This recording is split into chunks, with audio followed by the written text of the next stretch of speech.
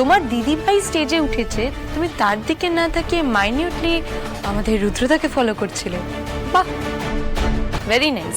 Technically তোমার স্টেজে কি হচ্ছে না হচ্ছে সেটা ফলো রাখা উচিত ছিল না? কি করবো বলো চিংড়ি দিদি, শত্রুর ওপর থেকে যদি নজর সরায় তাহলেই তো বিপদ।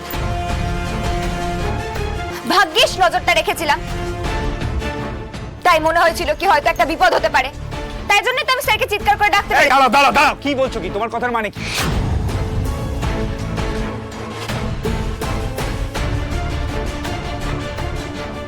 আমি তোমার দিদিভাইয়ের উপর গুলি চালাতে বলেছিলাম? ফুলকি দাস, লাবণ্য সান্যাল এখনো পর্যন্ত আমার স্ত্রী।